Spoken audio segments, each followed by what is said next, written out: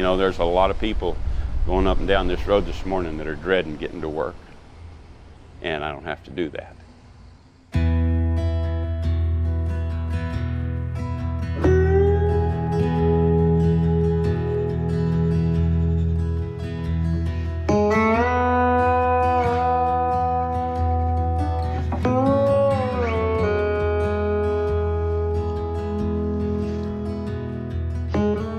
My name is Jeff Anderberg, and I'm a custom saddle maker.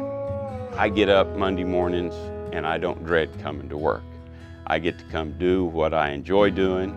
I just feel like the Lord put it in my heart, you know, at a young age, and I followed through on it. And that's 42 years later, still what I'm doing.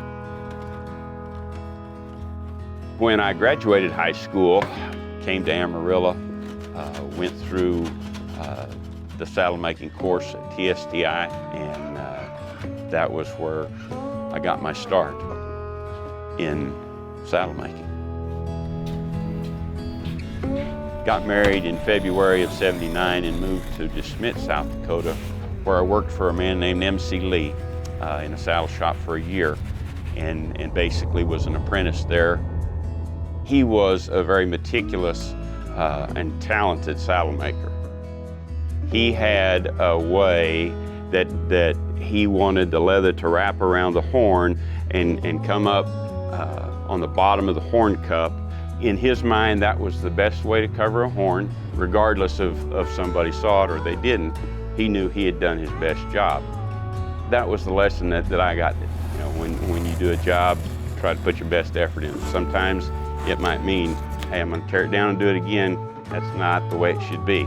Now, nobody might know that that's not the way it should be, but I know, so let's do it right. It was a really good learning year, and he was a great mentor to work for. There's a reward in the finished product. There's always a few places that in building a saddle aren't as much fun in this process as another, but in the end, when it's done, then you say, well, it wasn't so bad. As far as the clock goes, as far as a craftsman, there is no clock. Certain parts that you're working on, you don't get to stop in the middle of.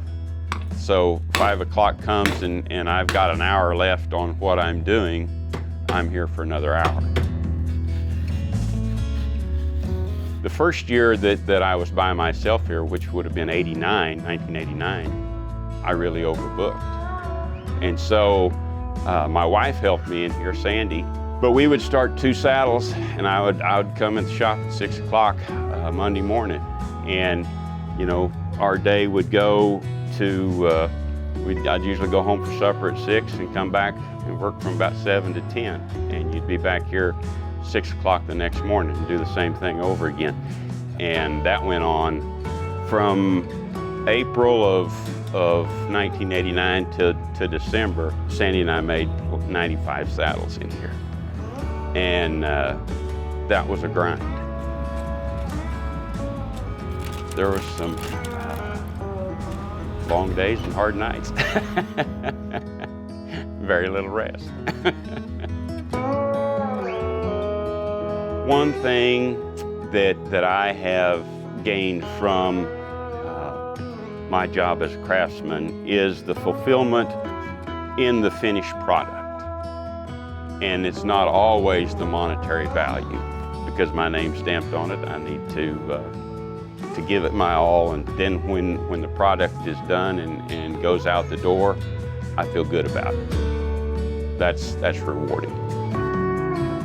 If there was some type of business that you're going in that was going to be considered being a craftsman, it's going to take some dedication and some hard work.